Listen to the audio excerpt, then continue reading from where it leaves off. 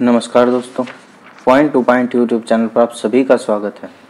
तो दोस्तों, हम कर रहे हैं समसामयिकी घटना चक्र का चित्रात्मक प्रस्तुति जीएस दृष्टि, और आज से हम शुरू करेंगे आधुनिक भारत का इतिहास। आधुनिक भारत का इतिहास आज हम शुरू करेंगे। प्राचीन भारत का इतिहास तथा मध्यकालीन भारत का इतिहास हम पूरा कर चुके हैं, आप पीछे की वीडियो देख सकते हैं। तो चलिए फिर शुरू करते हैं।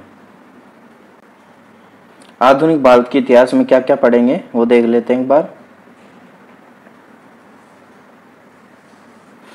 यूरोपीय कंपनियों का आगमन, बंगाल के नवाब एवं ब्रिटिश ईस्ट इंडिया कंपनी, क्षेत्रीय राज्य पंजाब एवं मैसूर, गवर्नर, गवर्नर जनरल और वायसराय, भूराजस्व व्यवस्था, धन का बहिर्गमन सिद्धांत, 1857 की क्रांति, अन्य जन आंदोलन, आधुनिक भारत में शिक्षा का विकास, आधुनिक भारत में प्रेस का विकास और सामाजिक एवं धार्मिक सुधार आंदोलन, कांग्रेस से पूर्व स्थापित राजनीतिक संस्थाएं, भारतीय राष्ट्रीय कांग्रेस, भारत में क्रांतिकारी आंदोलन, भारत से बाहर क्रांतिकारी विधियां, बंगाल विभाजन तथा स्वदेशी आंदोलन, कांग्रेस अधिवेशन, मुस्लिम लीग, पार्लियामेंटो सुधार, होम रूल लीग आंदोलन, गांधी एवं उसके आरंभिक आंदोलन, किसान आंदोलन एवं किसान सभा, ट्रेड यूनियन एवं साम्यवादी दल, रोलेट एक्ट, जलियांवाला बाग हत्याकांड, खिलाफत आंदोलन, असहयोग आंदोलन, Swaraj party, Simon commission, Congress का लाहौर अधिवेशन, पूर्ण स्वराज प्रस्ताव, सविनय अवज्ञा आंदोलन, गांधी इरविन समझौता, कांग्रेस का कराची अधिवेशन, तीनों गोलमेज सम्मेलन, सांप्रदायिक पंचायत एवं Poona pact, Congress socialist party, प्रांतीय चुनाव और मंत्रिमंडल का गठन, देशी रियासतें, द्वितीय विश्व युद्ध, पाकिस्तान की मांग, व्यक्तिगत सत्याग्रह, क्रिप्स मिशन, भारत छोड़ो आंदोलन, सुभाष चंद्र बोस एवं उनकी आजाद हिंद फौज, कैबिनेट मिशन, संविधान सभा, अंतरिम सरकार, भारत का विभाजन एवं स्वतंत्रता, भारत का संवैधानिक विकास, आधुनिक भारतीय इतिहास का विविध, पत्रिकाएं, पुस्तकें एवं उनके लेखक, कला एवं संस्कृति, परंपरागत पुरस्कार तथा भारत के शास्त्रीय नृत्य तथा उनसे संबंधित राज्य, त्योहार, उनसे संबंधित राज्य, मंदिर, उनसे संबंधित राज्य, नृत्य और लोक नृत्य तथा उनसे संबंधित राज्य, महत्वपूर्ण स्मारक, विविध और जम्मू कश्मीर। ये सब चीजें हम पढ़ेंगे आधुनिक भारत के इतिहास में। तो चलिए फिर शुरू करते हैं। आधुनिक भारत का इतिहास।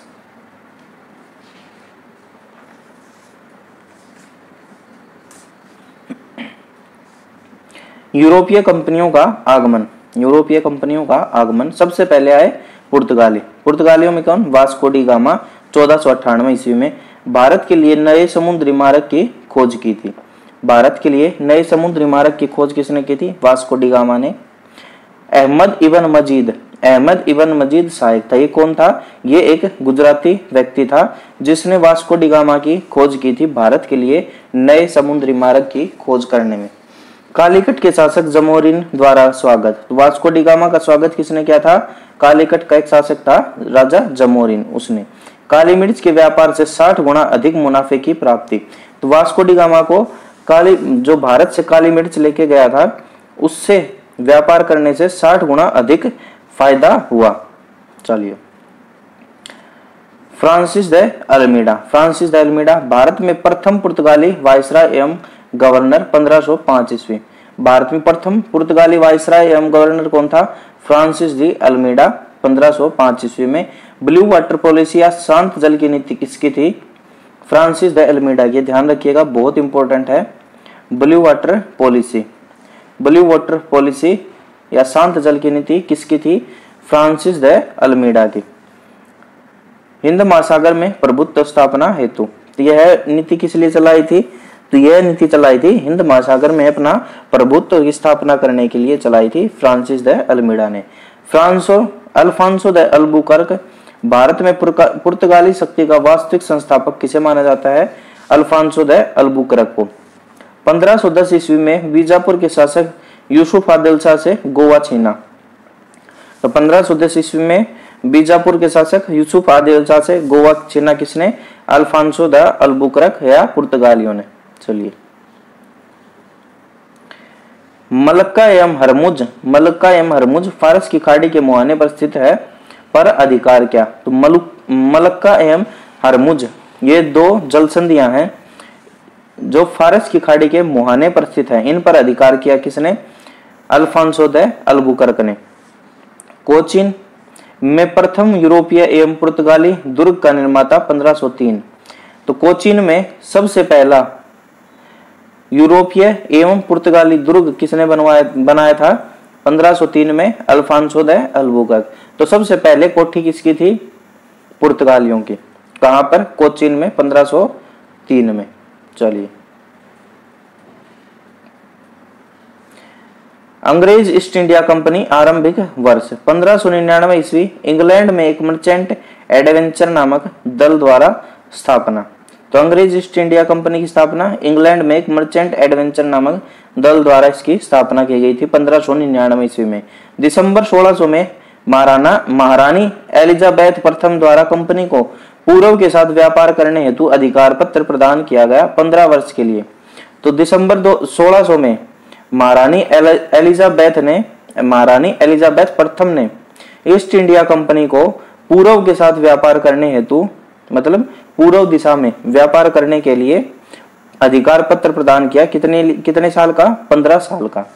भारत का तत्कालीन मुगल बादशाह अकबर था। जब ईस्ट इंडिया कंपनी की स्थापना हुई तो भारत का मुगल बादशाह कौन था? अकबर था। ये पूछा गया क्वेश्चन है कि जब ईस्ट इंडिया कंपनी की स्थापना हुई तो भारत में मुगल बादशाह कौन था? तो अकबर था। 1611 ईस्वी कंपनी द्वारा सर्वप्रथम अस्थायी कारखाना मसूलीपट्टनम में स्थापित किया गया। तत्कालीन मुगल बादशाह जहांगीर। 1611 ईस्वी में कंपनी का, ईस्ट इंडिया कंपनी का सर्वप्रथम अस्थायी कारखाना कहां बनाया गया था? मसूलीपट्टनम में। और बादशाह कौन था? जहांगीर था।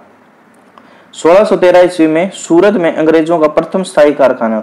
अगर अस्थायी कारखाना पूछे अंग्रेजों का तो वो था 1611 में मसूलीपट्टनम में, और स्थायी पूछे तो 1613 में सूरत में अंग्रेजों का प्रथम स्थायी कारखाना। अगर वैसे ही पूछे कि पहला अंग्रेजों का कारखाना तो वो आ जाएगा मसूलीपट्टनम में। चलिए,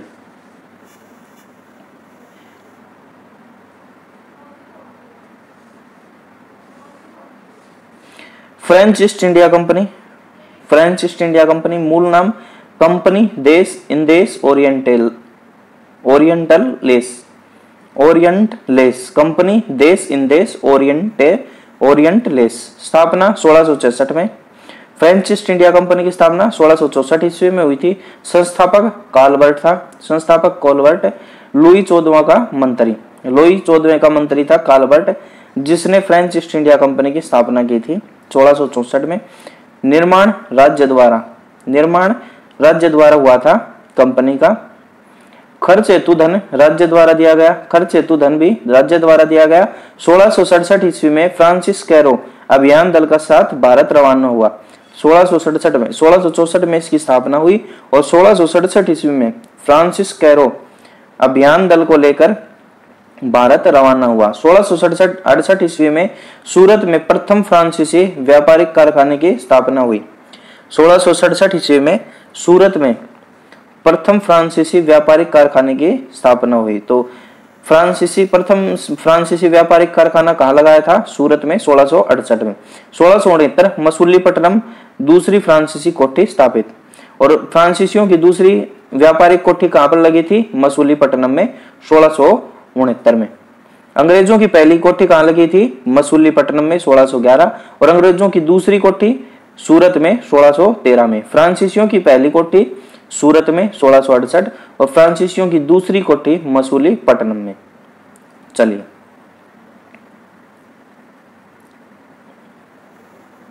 महत्वपूर्ण तथ्य।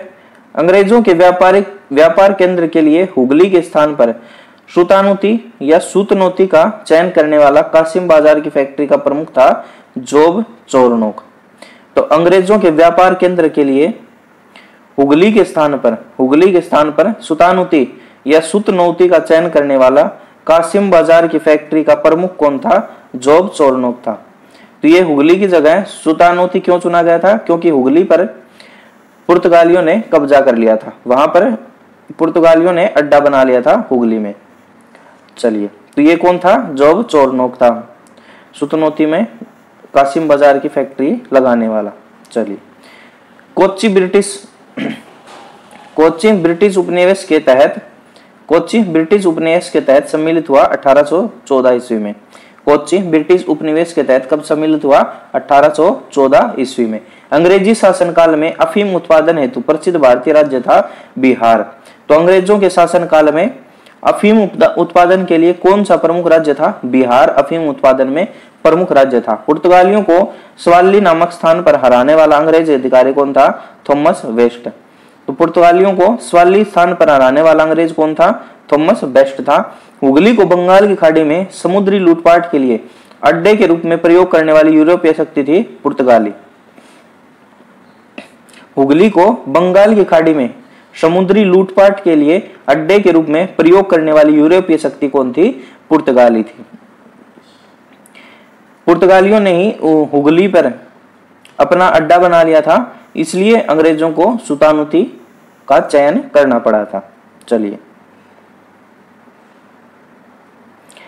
यूरोपीय व्यापारिक कंपनियों के भारत आने का क्रम: पुर्तगाली, डच, अंग्रेज, डैन, फ्रांसीसी। पुर्तगाली, डच, अंग्रेज, डैन और फ्रांसीसी, ये याद रखिएगा क्रम, बहुत बार पूछते हैं। पुर्तगाली, डच, अंग्रेज, डैन और फ्रांसीसी, ये कंपनियों के आने का क्रम है। यूरोप के व्यापारिक कंपनियों के भारत आने का क्रम है ये पुर्तगाली, डच, अंग्रेज, डैन और फ्रांसीसी। ठीक है, और वैसे पूछे तो इसका क्रम हो जाएगा पुर्तगाली, फिर अंग्रेज, फिर डच, फिर डैनिश और फिर फ्रांसीसी। पुर्तगाली, अंग्रेज, डच, डैन और फ्रांसीसी, दोनों ध्यान रखिएगा। ये ज्यादा इंपॉर्टेंट है, इसको जरूर ध्यान रखिएगा। यूरोपीय व्यापारिक कंपनियों का भारत आने का क्रम, ये ज्यादातर यही पूछा जाता है, पुर्तगाली, डच, अंग्रेज, डैन और फ्रांसीसी। और ये जितने भी क्वेश्चन यहाँ जितने भी हो रहे हैं, एक एक पॉइंट, ये सभी आए हुए क्वेश्चन है, ये सभी पीछे आए हुए क्वेश्चन है प्रीवियस ईयर में। तो इनको ध्यान से सुना करो, अगर नोट करो तो नोट कर लिया करो। चलिए,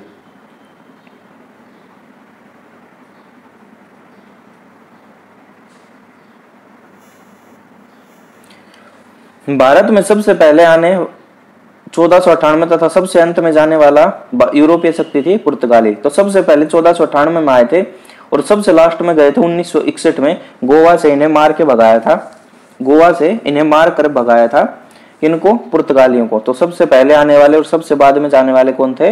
पुर्तगाली। यूरोपीय शक्तियों में सर्वप्रथम भारत में सामुद्रिक व्यापारिक केंद्र स्थापित किया पुर्तगाली व्यापारियों ने। तो यूरोपीय शक्तियों में सबसे पहले भारत में सामुद्रिक व्यापारिक केंद्र किसने स्थापित किया? पुर्तगाली व्यापारियों ने। पुर्तगालियों ने अपनी दूसरी फैक्ट्री कहां स्थापित की थी? कन्नूर में। पुर्तगालियों की दूसरी फैक्ट्री कहां पर थी? कन्नूर में स्थापित की थी। चलिए, हुगली स्थित पुर्तगाली बस्तियों को पूरी तरह से नष्ट किया गया मुगल बादशाह शाहजहां द्वारा। तो हुगली स्थित पुर्तगाली बस्तियों को पूरी तरह नष्ट किसने किया? शाहजहां ने किया था। हुगली स्थित कौन सी पुर्तगाली बस्तियां थी? ये लूटपाट के लिए यूज करते थे, लूटपाट के लिए यूज करते थे, बंगाल की खाड़ी में समुद्री लूटपाट के लिए यूज करते थे ये हुगली स्थित पुर्तगाली बस्तियों का। और इनको नष्ट किसने किया था? शाहजहां ने। मसूलीपट्टनम प्रथम डच फैक्ट्री का स्थापना स्थल, मसूलीपट्टनम प्रथम डच फैक्ट्री का स्थापना स्थल था। पीपली डचों की बंगाल में प्रथम कंपनी या फैक्ट्री, पीपली डचों की बंगाल में प्रथम फैक्ट्री और डचों की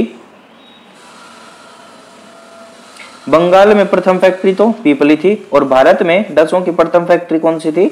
मसूलीपट्टनम। चलिए, पीपली में स्थापना कब की? 1627 ईस्वी में। पीपली में स्थापना, बंगाल में प्रथम फैक्ट्री कब लगाई डचों ने? 1627 ईस्वी में। चलिए, नेक्स्ट देखते हैं विभिन्न यूरोपीय कंपनियां तथा उनके स्थापना वर्ष। चलिए देखते हैं। एस्टाडो द इंडिया पुर्तगाली कंपनी का नाम था ये, एस्टाडो द इंडिया 1498 ईस्वी में स्थापना। The governor and company of merchants of London trading into east Indies, अंग्रेज ईस्ट इंडिया कंपनी, इसकी स्थापना 1599 ईस्वी में। अंग्रेज ईस्ट इंडिया कंपनी की स्थापना 1599 में। 1602 ईस्वी में वेरिंग द ओस्ट इंडियस कंपनी, वेरिंग द ओस्ट इंडियस company, Dutch East India Company की स्थापना 1602 ईस्वी में हुई। और 1616 ईस्वी में Dan east India company, Dan east India Company की स्थापना कब हुई? 1616 ईस्वी में। 1664 ईस्वी में कंपनी देश इन देश ओरिएंटलेस फ्रांसीसी, फ्रांसीसी कंपनी की स्थापना 1664 ईस्वी में। फ्रांसीसी कंपनी की स्थापना 1664 ईस्वी में। पुर्तगाली कंपनी 1498 ईस्वी, अंग्रेज ईस्ट इंडिया कंपनी 1599 ईस्वी और डच ईस्ट इंडिया कंपनी 1602 ईस्वी, डैन ईस्ट इंडिया कंपनी 1616 ईस्वी और कंपनी देश इन देश ओरिएंटलेस फ्रांसीसी कंपनी 1664 में। तो अभी हमने पढ़ा था कि यूरोपीय व्यापारिक कंपनियों के भारत आने का क्रम कौन सा था?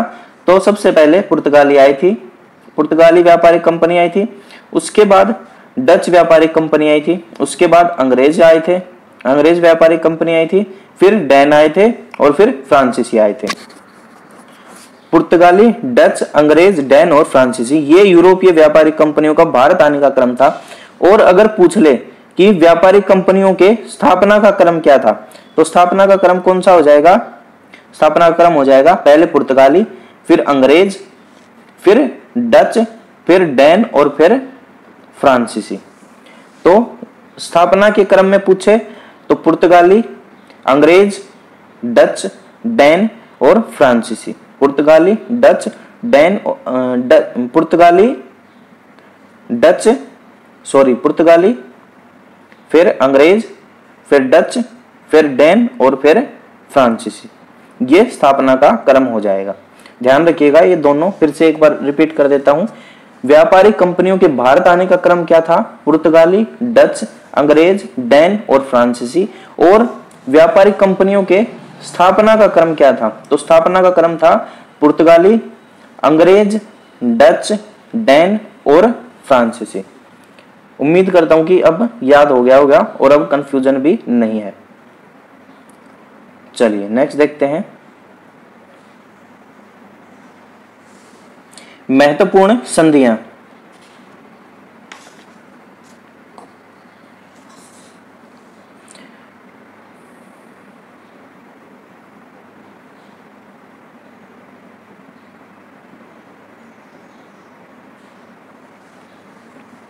महत्वपूर्ण संधियां देख लेते हैं। इलाहाबाद की संधि, इलाहाबाद की संधि, प्रथम संधि और द्वितीय संधि। तो प्रथम संधि 12 अगस्त 1765, 12 अगस्त 1765 को हुई थी इलाहाबाद की प्रथम संधि अंग्रेज तथा मुगल सम्राट शाह आलम द्वितीय के बीच। तो इलाहाबाद की प्रथम संधि कब हुई थी? 12 अगस्त 1765 को अंग्रेज तथा मुगल सम्राट शाह आलम द्वितीय के बीच में। इलाहाबाद प्रथम संधि अंग्रेज तथा मुगल सम्राट शाह आलम द्वितीय 1765 में। और इलाहाबाद की द्वितीय संधि 16 अगस्त 1765 अंग्रेज तथा अवध के नवाब शुजाउद्दौला के मध्य। इलाहाबाद की दूसरी संधि अंग्रेज तथा अवध के नवाब शुजाउद्दौला के मध्य 16 अगस्त 1765। इलाहाबाद की प्रथम संधि 12 अगस्त 1765 अंग्रेज तथा मुगल सम्राट शाह आलम द्वितीय के मध्य।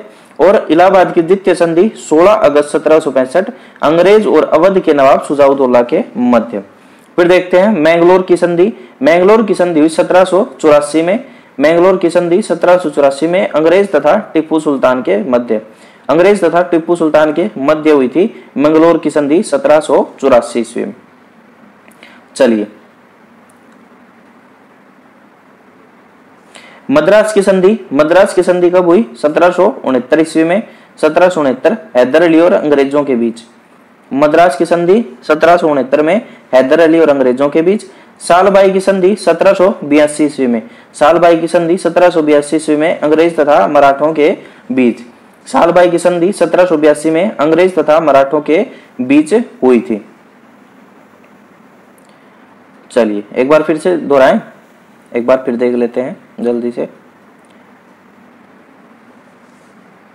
इलाहाबाद की प्रथम संधि 12 अगस्त 1765 अंग्रेज और मुगल सम्राट चार्ल्स द्वितीय के मध्य।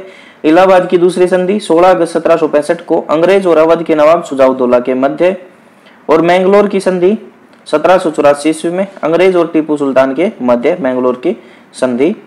मद्रास की संधि 1769 ईस्वी में हैदर अली और अंग्रेजों के बीच। और सालबाई की संधि 1782 ईस्वी में अंग्रेज और मराठों के बीच में। चलिए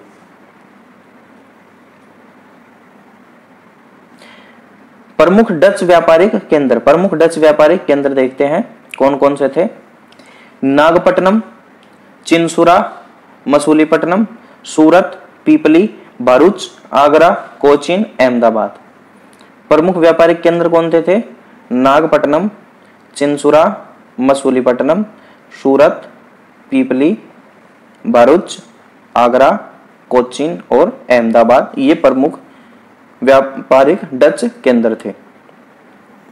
चलिए अंग्रेज फ्रांसीसी संघर्ष।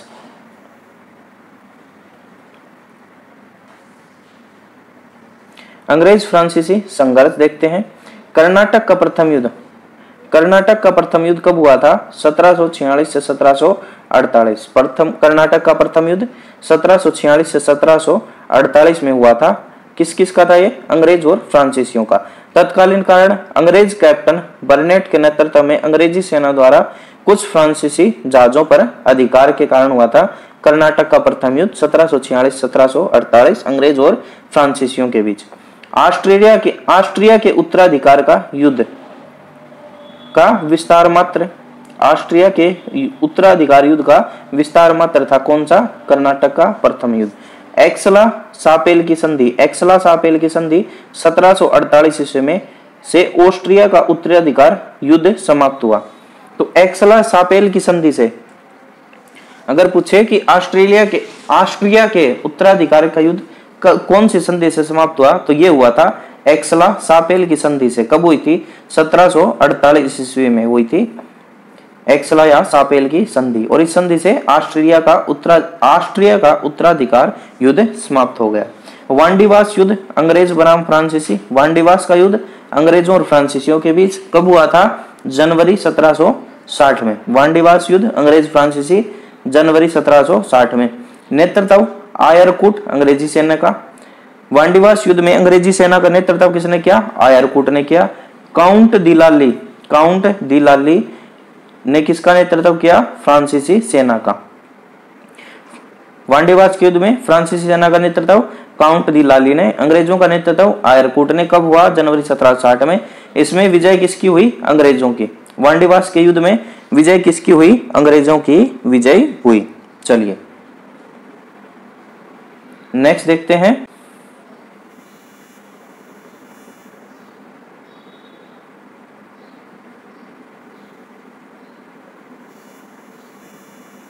महत्वपूर्ण वर्ष 1529 से 1538 ईस्वी में नीनो डी कुना पुर्तगाली गवर्नर। तो 1529 से 1538 ईस्वी में पुर्तगाली गवर्नर कौन था? नीनो डी कुना था। ये ध्यान रखिएगा, ये पूछे हुए क्वेश्चन है, जितने भी यहाँ आ रहे हैं सब पूछे हुए क्वेश्चन है। 1529 से 1538 ईस्वी में नीनो डी कुना पुर्तगाली गवर्नर था। 1505 ईस्वी Francis de Almeida Anjidiv Kannur में पुर्तगाली दुर्गों का निर्माता। तो फ्रांसिस द अल्मीडा ने 1505 ईस्वी में कहां पर दुर्गों का निर्माण किया था? अंजीदीव तथा कन्नूर। फ्रांसीसी अल्मीडा ने किया था 1505 में पुर्तगाली दुर्गों का निर्माण अंजीदीव तथा कन्नूर में। 1534 ईस्वी गयासुद्दीन महमूद शाह, बंगाल का शासक गयासुद्दीन महमूद शाह, सतगांव और चटगांव में पुर्तगालियों की फैक्ट्री स्थापित करने की अनुमति। तो बंगाल में गयासुद्दीन महमूद ने 1534 में पुर्तगालियों को फैक्ट्री स्थापित करने की अनुमति कहां दी थी? सतगांव और चटगांव में गयासुद्दीन महमूद ने बंगाल में पुर्तगालियों को फैक्ट्री स्थापित करने की अनुमति दी थी 1534 में। चलिए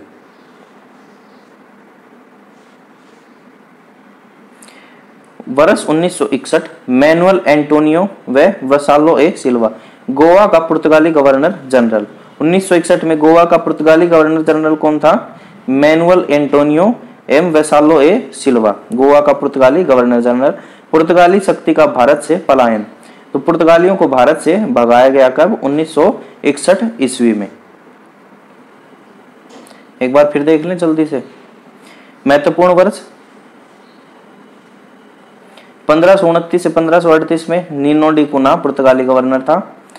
1505 ईस्वी में फ्रांसिस दे अल्मीडा ने अंजीदी और कन्नौर या कन्नूर में पुर्तगाली दुर्गों का निर्माण किया। 1534 ईस्वी में गयासुद्दीन महमूद शाह ने, जो बंगाल का शासक था, सतगांव और चटगांव में पुर्तगालियों को फैक्ट्री स्थापित करने की अनुमति दी।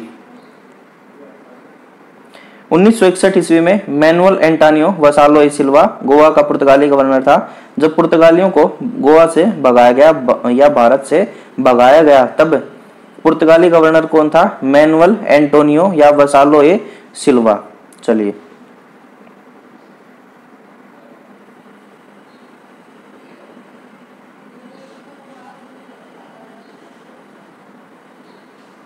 सोलह सौ 61 ईस्वी चार्ल्स द्वितीय इंग्लैंड का सम्राट और कैथरीन पुर्तगाली राजकुमारी।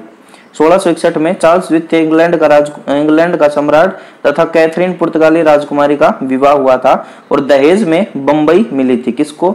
चार्ल्स द्वितीय को, इंग्लैंड के सम्राट को दहेज में बंबई मिली थी। और फिर चार्ल्स द्वितीय ने बंबई को, जो ईस्ट इंडिया कंपनी थी, उसको दे दिया था व्यापार करने के लिए लीज पर या किराए पर। बंबई को दे दिया था ईस्ट इंडिया कंपनी को। किसने? चार्ल्स द्वितीय ने व्यापार करने के लिए लीज पर दिया था। चलिए, 1668 ईस्वी चार्ल्स द्वितीय द्वारा बंबई 10 पाउंड वार्षिक किराए पर किसको? ब्रिटिश ईस्ट इंडिया कंपनी को दी। 1668 ईस्वी में चार्ल्स द्वितीय ने बंबई को 10 पाउंड वार्षिक किराए पर बंबई को ब्रिटिश ईस्ट इंडिया कंपनी को दे दिया। चलिए,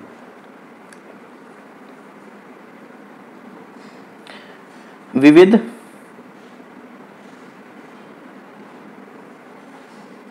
रणजीत सिंह ने तोपें, गोला और बारूद बनाने के कारखाने स्थापित किए थे लाहौर और अमृतसर में। रणजीत सिंह ने तोपें, गोला और बारूद बनाने के कारखाने स्थापित किए थे कहां? लाहौर तथा अमृतसर में। रणजीत सिंह कौन थे? सिखों के महाराजा थे और अपनी राजधानी बनाई थी किसको? लाहौर को। आमेर के सवाई जयसिंह ने यूक्लिड के रेखागणित के तत्वों का अनुवाद करवाया संस्कृत भाषा में। तो आमेर के सवाई जयसिंह ने यूक्लिड के रेखागणित के, ये गणितज्ञ थे यूक्लिड, बहुत महान, रेखागणित के तत्वों का अनुवाद करवाया। यूक्लिड के रेखागणित के तत्वों का अनुवाद करवाया संस्कृत भाषा में। किसने? आमेर के सवाई जयसिंह ने। श्रृंगेरी मंदिर में शारदा देवी की मूर्ति निर्माण हेतु धन देने वाला मुस्लिम शासक कौन था? टीपू सुल्तान। श्रृंगेरी मंदिर में शारदा देवी की मूर्ति निर्माण हेतु धन देने वाला मुस्लिम शासक टीपू सुल्तान। चलिए, लॉर्ड हेस्टिंग्स ने पेशवाई को समाप्त किया 1818 में। तो हेस्टिंग्स ने पेशवाई को कब समाप्त किया? 1818 ईस्वी में। पेशवाई का अर्थ है पेशवा। मराठों में जो प्रधानमंत्री होते थे उस पद को कहते थे पेशवा। तो हेस्टिंग्स ने पेशवाई को समाप्त किया 1818 ईस्वी में। मुगलों का पूरी तरह से पतन, मुगलों का नहीं, मराठों का पूरी तरह से पतन हो गया था 1818 ईस्वी में। द पायनियर समाचार पत्र का प्रारंभ 1865 ईस्वी में इलाहाबाद से किया गया था। किसने? जॉर्ज एलन ने। तो पायनियर समाचार पत्र कहां से प्रारंभ हुआ था? 1865 ईस्वी में इलाहाबाद से। और किसने किया था? जॉर्ज एलन ने। 1878 ईस्वी में देसी भाषा वर्नाकुलर प्रेस अधिनियम से बचने के लिए रातों रात अंग्रेजी भाषा में रूपांतरित की गई पत्रिका थी अमृत बाजार पत्रिका। तो 1878 ईस्वी में वर्नाकुलर प्रेस एक्ट के अधिनियम से बचने के लिए रातों रात अंग्रेजी भाषा में बदली गई पत्रिका कौन सी थी? अमृत बाजार पत्रिका थी। चलिए,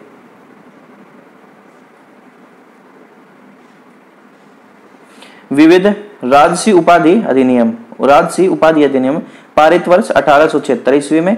पारित प्राधिकारी ब्रिटिश संसद। प्रावधान महारानी विक्टोरिया भारत की साम्राज्ञी नियुक्त। राजसी अधिनियम क्या था? राजसी उपाधि अधिनियम कब आया? 1876 ईस्वी में आया। पारित प्राधिकारी ब्रिटिश संसद थी। प्रावधान था महारानी विक्टोरिया भारत की साम्राज्ञी नियुक्त हुई थी। विधवा पुनर्विवाह अधिनियम, विधवा पुनर्विवाह अधिनियम प्रारूपित और प्रस्तुत लॉर्ड डलहौजी के समय। विधवा पुनर्विवाह अधिनियम कब प्रारूपित और प्रस्तुत हुआ था? डलहौजी के समय में हुआ था। अधिनियमित तिथि 26 जुलाई 1856। विधवा पुनर्विवाह अधिनियम कब अधिनियमित हुआ था? 26 जुलाई 1856 ईस्वी में। तत्कालीन गवर्नर जनरल कौन था? कैनिंग था। तत्कालीन गवर्नर जनरल कैनिंग था। और नियम 15, नियम कौन सा था? 15वां, विधवा विवाह वैध बनाया गया और उत्पन्न संतान को भी वैध करार किया गया। तो पहले विधवा विवाह अवैध होता था, लेकिन विधवा पुनर्विवाह अधिनियम के बाद विधवा विवाह को वैध घोषित किया गया कानूनी रूप से, और उससे उत्पन्न संतान को भी वैध घोषित किया। तो विधवा पुनर्विवाह अधिनियम किसने प्रस्तुत किया था या किसके समय प्रस्तुत हुआ था? डलहौजी के समय में प्रस्तुत हुआ था।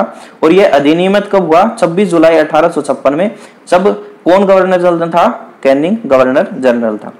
चलिए, तो दोस्तों आज यहीं तक रखते हैं, कल मिलेंगे नेक्स्ट वीडियो में, और कल हम पढ़ेंगे बंगाल के नवाब और ब्रिटिश ईस्ट इंडिया कंपनी तथा क्षेत्रीय राज्य पंजाब एवं मैसूर के बारे में पढ़ेंगे।